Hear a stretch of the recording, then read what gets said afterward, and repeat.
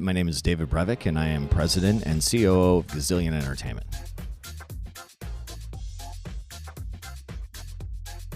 Well, there's a bunch of features that we're going to be coming up in the next patch. We aren't talking about very many of them, but we're going to have some things I think the players are going to be really excited about, some stuff that they've been wanting for a long time. We'll also be going through and putting in some new areas to explore, as well as an upgrade to the crafting. Our first version of that went into the last patch, and we'll be doing that. We're doing more UI things, as well as more social features as well. Yeah, working with Brian Michael Bendis has been great. It's definitely been a little bit of a geeky dream of mine come true.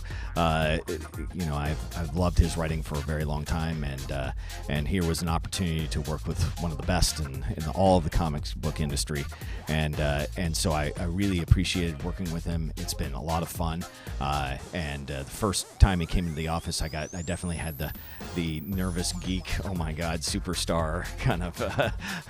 Even I got very shy around him, and it was very exciting, and it's been a lot of fun, and it's been very rewarding to work with him.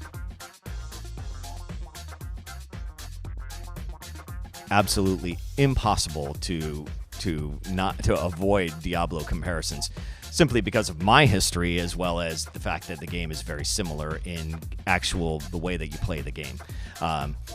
The click to move, the perspective, and all of those kind of things are very, very similar to the way that I made Diablo and Diablo 2. So that in that way, it's the comparison is warranted, and as well as impossible to avoid. That said, we are taking what our concepts of just like we made big steps between Diablo 1 and Diablo 2, we feel we're making the same kind between Diablo 2 and doing Marvel Heroes. Turning it into an MMO where there are 25 to 50 people running around in the same zone at the same time. It's a completely new concept to action RPGs. As well as doing things like having random zones that have lots of people in them, and having superheroes that can fly, and like all of these kind of things take it kind of to the next level, using an IP which really hasn't been done. And so using all of these things together really added a fresh face to the game, and then giving it all away for free is also very different than the things that we've done in the past. So I think that in a lot of ways we've taken what we had and we've built upon it. We've taken it to the next level, not only in terms of powers, the number of classes that we have, the size of the world, the ability to play with lots of people at the same time, for it to be constantly up and running, so that that you aren't saving and loading and things like that. There are just a lot of changes that really make it the next evolution of that and of that kind of game.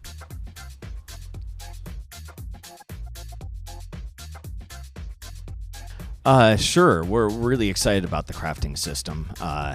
We feel like, again, this is an evolution of a concept that we put in Diablo 2, which is the Herodric Cube, and really kind of taking that beyond. This is the Herodric Cube 2.0.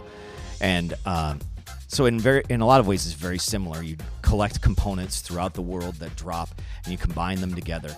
Only this time, now the recipes are known. And the way that you access more recipes is actually leveling up your vendor. You can level up the vendor by donating items instead of selling them to the vendor, and that allows them to go up in rank and unlock new recipes.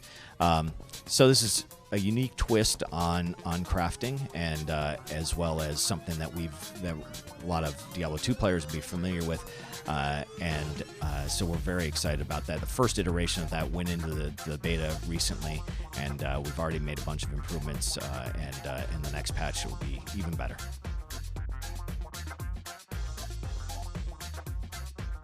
So all the items that are in that you can microtrans, you should be able to collect in the game. 99.9%. There are a couple exclusive costumes to some of our Founders Program stuff, but for the most part, everything that you all the characters. You can acquire all of the characters in the game by playing, as well as, like I said, almost all of the costumes.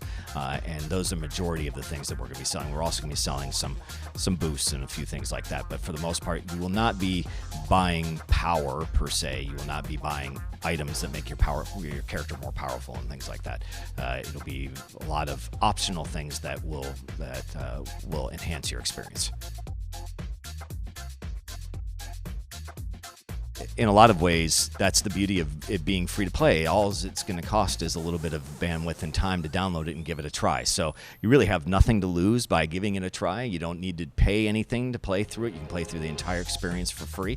And so I suggest just giving it a try because, well, you have nothing to lose. At the same time, we also have a bunch of things in this that make it really the next evolution of a great action RPG.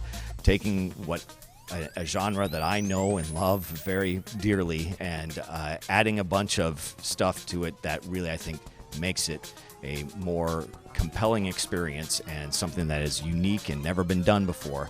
And so if you want to basically play the latest, greatest action RPG, here's something that to wet your whistle, and it's all free.